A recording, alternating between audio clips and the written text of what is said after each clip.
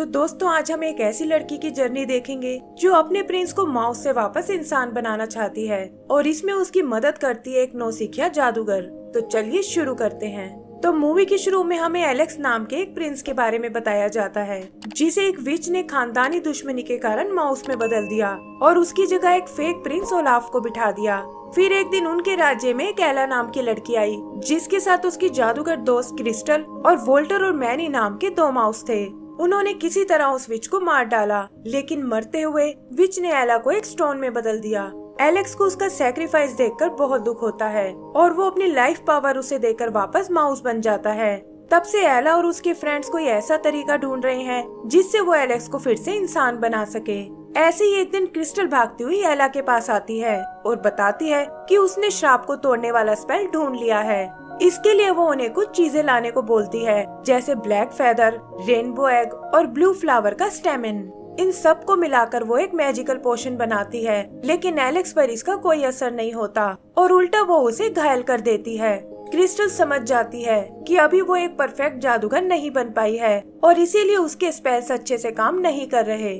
तभी उसकी नजर स्पेल बुक के ऑथर पर पड़ती है जिसका नाम डॉक्टर नोइटोल है और उन्हें लगता है कि वो शायद उनकी मदद कर सकता है। एला एलेक्स से वहीं पैलेस में रुकने को कहती है और अपने दोस्तों के साथ उस ऑथर के घर पहुंच जाती है। वो देखते हैं कि उसका घर मैजिक से भरा हुआ है, लेकिन बहुत बुलाने पर भी वो उनके सामने आने से मना कर देता है। तब एला उसे सारी बात बताती है और उसकी प्रॉब्लम सुनकर वो उनसे मिलने को तैयार हो जाता है। वो देखते हैं कि ये डॉक्टर असल में एक टोर्टोइज है और उसे अपनी नॉलेज पर बहुत ही घमंड है। थोड़ा भाव खाने के बाद वो फाइनली उन्हें एक क्लू देने को तैयार हो जाता है और बताता है कि तुम्हारी मदद लाइफ स्टोन नाम का एक जेम ही कर सकता है जो समुद्र पार फॉरेस्ट क्वीन के कैसल में रखा हुआ है। लेकिन साथ ही वो उन्हें वॉर्न भी करता है कि वहाँ तक पहुँचना बहुत मुश्किल है और अगर तुम क्वीन तक पहुँच भी गए तो वो तुम्हें लाइफ स्टोन कभी नहीं देगी। क्रिस्टल को लगता है कि वो बस उन्हें बेवकूफ बना रहा है, लेकिन एला उसे वहाँ तक पहुँचने में अपनी मदद करने को कहती है। तब डॉक्टर उन्हें बताता है कि मेरे बैकयार्ड में एक क्लाउड रहता है और अगर तुम उसे मना सको तो वो तुम्हें समुद्र के पार ले जा सकता है। ये सुनकर वो सब उस क्लाउड से मिलने जाते हैं, लेकिन देखते हैं कि वो उनकी बात सुनने को बिल्कुल तैयार नहीं है। क्रिस्टल फ्रस्ट्रेट होकर उस पर अपना मैजिक यूज करती है और इससे क्लाउड को भी गुस्सा आ जाता है। एला समझ जाती है कि वो तो बस उनके साथ खेलना चाहता है और जल्दी ही उसमें और क्लाउड में दोस्ती हो जाती है। एला फाइनली उसे अपनी जर्नी के लिए तैयार कर लेती है और ये देखकर क्रिस्टल उदास हो जाती है। आगे हम उन सबको उस कैसल की ओर जाते हुए देखते हैं और एला नोटिस करती है कि क्रिस्टल का मूड अचानक से खराब हो गया है।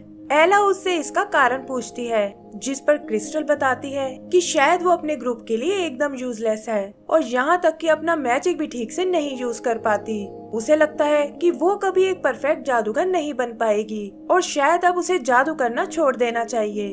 तब एला उसे समझाती है कि इंसान को कोशिश करना कभी नहीं छोड़ना चाहिए और वो उसे खुद पर यकीन रखने को बोलती है। फिर जल्दी ही वो लोग उस फॉरेस्ट तक पहुंच जाते हैं और क्लाउड उन्हें वहीं छोड़कर वापस चला जाता है। यहाँ उनका सामना एक बोलने वाले पेड़ से होता है जो खुद को इस फॉरेस्ट का गाइड बताता है और कहता है कि मैं तुम्हें उस कैसल तक तुरंत पहुँचा दूंगा। वो देखते हैं कि ये पेड़ चलने में बहुत स्लो है, लेकिन कोई और चारा न होने के कारण उन्हें उसे ही फॉलो करना पड़ता है।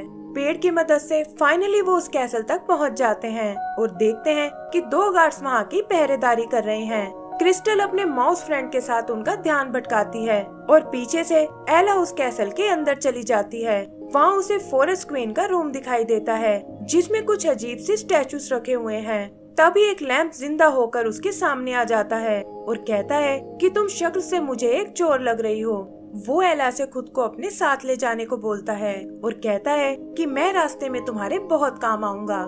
देखते ही देखते वो दूसरे स्टैचूज भी एला से यही रिक्वेस्ट करने लगते हैं, जिसमें एक जीनी और एक मैजिकल कारपेट भी है। फिर एला गलती से एक मैजिकल पेंटिंग में चली जाती है और एक के बाद एक उसे वहाँ कई खतरों का सामना करना पड़ता है। तभी उन्हें फॉरेस्ट क्वीन के आने की आवाज सुनाई देती है और एक लेडी एला को पेंटिंग से बाहर निकाल देती है। लैंप उसे जल्दी से एक अलमारी में छुपने को कहता है और तभी क्वीन अपने रूम में आ जाती है। वो समझ जाती है कि यहाँ जरूर कुछ गड़बड़ हुई है और अपने मैजिक से एला को अलमारी से बाहर निकाल लेती है। वो एला से इस तरह यहाँ आने का कारण पूछती है और तभी उसे ढूंढते हुए क्रिस्टल और वो माउस वहाँ आ जाते हैं। क्वीन को लगता है कि ये सब शायद यहाँ चोरी करने आए हैं और वो एक एक करके उन सबको कैद कर लेती है। तब एला उसे बताती है कि हम तो यहाँ उस लाइफ स्टोन को लेने आए थे ताकि अपने फ्रेंड एलेक्स की मदद कर सकें। लेकिन फॉरेस्ट क्वीन उन्हें बताती है कि तुम लोगों ने यहाँ आने में देर कर दी क्योंकि लाइफ स्टोन को तो डेजर्ट क्वीन ने पहले ही चुरा लिया है। तब एला उससे एक डील करती है कि अगर हम लाइफ स्टोन को वापस ले आए तो आप हमें उसे अपने फ्रेंड पर यूज करने दोगी।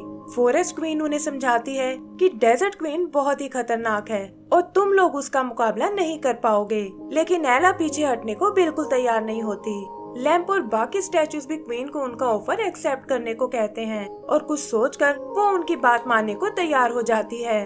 फिर वो उन्हें आगे जाने के लिए एक मैप देती है और लैम्प को एक कड़े में बदलकर एला के हाथ पर बांध देती है ताकि वो उन सब पर नजर रख सके।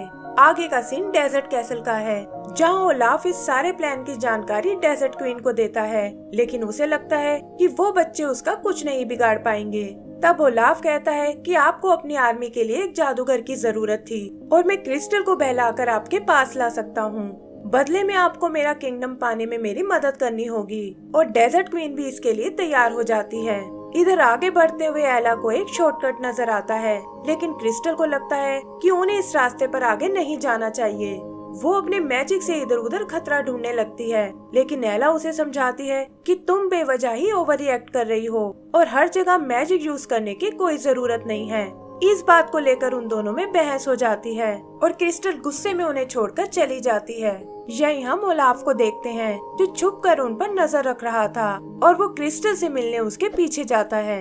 आगे एला और उसके साथियों को एक हट दिखाई देती है जिसमें ढेर सारा खाना रखा हुआ है। तभी एक पिंजरा एला को कैद कर लेता है और पता चलता है कि ये एक शैतान बिल्ली का घर है। वो वोल्टर को पकड़कर खाने की कोशिश करती है, लेकिन देखती है कि वोल्टर को उसकी बनाई डिशेस बहुत पसंद आई हैं। ये देखकर उसे बहुत खुशी होती है क्योंकि वो हमेशा से एक शेफ बनना चाहती थी, लेकिन कोई भी उसकी डिशेस को पसंद नहीं करता था। एला को ये सुनकर क्रिस्टल का ध्यान आता है और वो सोचती है कि ना जाने वो किस हाल में होगी। उधर ओलाफ क्रिस्टल से मिलने आता है और उसे बताता है कि तुम्हारे दोस्तों को तुम्हारी स्किल्स की कोई कदर नहीं है और अगर तुम डेजर्ट क्वीन के साथ मिल जाओ तो वो तुम्हें एक पावरफुल जादूगर बना देगी। क्रिस्टल भी उसकी चालाकी को नहीं समझ पाती और डेजर्ट क्वीन का साथ देने को तैयार हो जाती है। इधर एला और मौसिस का सामना एक बियर से होता है और इससे पहले कि वो उन्हें चोट पहुंचा पाए, एला उसे अपने यहाँ आने का कारण बताती है। बेयर उसका दोस्तों के लिए प्यार देखकर बहुत इम्प्रेस होता है और कहता है कि मैं तुम्हें यहाँ से सही सलामत जाने दूंगा, लेकिन पहले तुम्हें मेरे लिए एक लेटर पढ़ना होगा। पता चलता है कि ये लेटर उसके भाई ने उसे लिखा था, जिसके साथ काफी टाइम पहले उसकी लड़ाई हो गई थी और अब वो सब कुछ भुलाकर उससे दोबारा मिलना चाहता है। एला समझ जाती है कि अपनों से अलग होना ही दुनिया का सबसे बड़ा दुख है और ये सोचकर उसे क्रिस्टल का ख्याल आता है और वो वोल्टर और मैनी के साथ उसे ढूंढने निकल जाती है। ओलाफ भी डेजर्ट में उन्हें देख लेता है और क्रिस्टल की मदद से वो उन तीनों को एक स्पेल में कैद कर लेते हैं। एला भी क्रिस्टल को उसके साथ देखकर बहुत हैरान होती है और उसे समझाती है कि तुम्हें इस आदमी पर विश्वास नहीं करना चाहिए, लेकिन क्रिस्टल पर इन बातों का कोई असर नहीं होता और वो उन्हें धोखेबाज और सेल्फिश बताती है। ओलाफ भी आग में घी डालने का काम करता है और कहता है कि अब तुम्हारी बातों से कोई फर्क नहीं पड़ता और जल्दी ही क्रिस्टल एक पावरफुल जादूगर बन जाएगी। एला एक बार फिर उससे माफी मांगती है और कहती है कि तुम्हारे बिना हम यहाँ तक कभी नहीं पहुँच सकते थे और तुम अभी भी हमारी टीम का एक अहम हिस्सा हो। ये सुनकर क्रिस्टल को अपनी गलती का एहसास हो जाता है और अपने दोस्तों को आजाद करके वो ओलाफ को स्पेल में कैद कर लेती है। आगे वो एक लंबा रास्ता तय करके उस कैसल तक आते हैं, जिस तक जाने के लिए उन्हें एक ब्रिज क्रॉस करना होगा। लेकिन जैसे ही वो उसके सेंटर में आते हैं, वो ब्रिज टूटने लगता है और ये लोग बड़ी मुश्किलों से बचते हुए दूसरी तरफ आते हैं।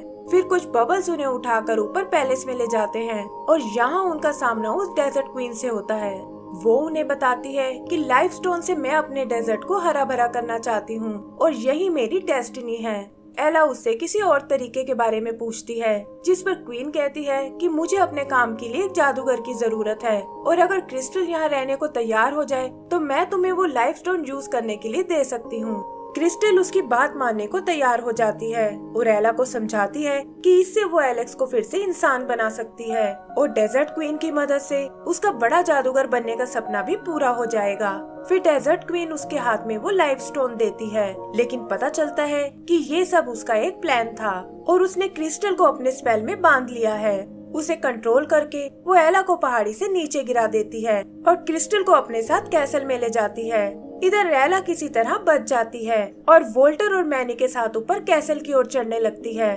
उधर डेजर्ट क्वीन क्रिस्टल से एक बार फिर सोचने को कहती है और बताती है कि मैं तुम्हारा परफेक्ट जादूगर बनने का सपना पूरा कर सकती हूँ, लेकिन क्रिस्टल ऐसा करने से मना कर देती है। तभी एला और उसके माउस वहाँ आते हैं और क्वीन को बातों में उलझाकर लाइफ स्टोन को चुरा लेते हैं। क्रिस्टल भी स्पेल टूटने से आजाद हो जाती है और वो सब कैसल से बाहर आ जाते हैं। डेजर्ट क्वीन गुस्से में उन पर अटैक करती है, जिसके लगते ही क्रिस्टल एक डॉल में बदल जाती है। एला को ये देखकर बहुत दुख होता है और वो डेजर्ट क्वीन से इसका बदला लेने की सोचती है। डेजर्ट क्वीन उस पर भी अपना स्पेल यूज करने की कोशिश करती है, लेकिन एंड टाइम पर वहाँ फॉरेस्ट क्वीन आ जाती है। फॉरेस्ट क्वीन एला से वो लाइफ स्टोन लाने को कहती है, क्योंकि उसके बिना वो डेजर्ट क्वीन का मुकाबला नहीं कर पाएगी। और ये सुनकर एला तुरंत उसे ढूंढने निकल जाती है। पता चलता है कि वो लाइफ स्टोन मैनी के पास है, लेकिन तभी उनके सामने ओलाफ आ जाता है। वो उनसे स्टोन छीनने की कोशिश करता है, लेकिन एला वहाँ आकर उस स्टोन को पकड़ लेती है।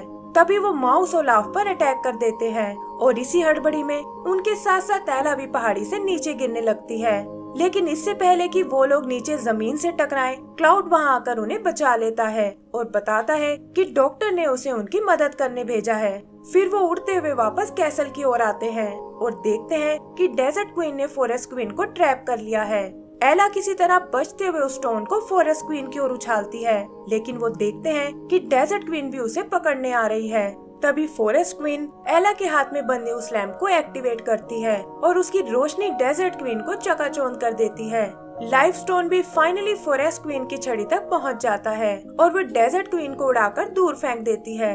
आगे हम उन सभी को फॉरेस्ट कैसल में देखते हैं, जहां क्वीन उन्हें बताती है कि वो एलेक्स और क्रिस्टल में से किसी एक को ही ठीक कर सकते हैं। तब एलेक्स उससे क्रिस्टल को जिंदा करने को कहता है, क्योंकि उसकी ये हालत उसी की वजह से हुई है और एला को भी उसकी बात माननी पड़ती है। फिर क्वीन स्टोन की पावर से क्रिस्टल को ठीक कर देती है और हम देखते हैं कि वो इस बार एक नए रूप में है।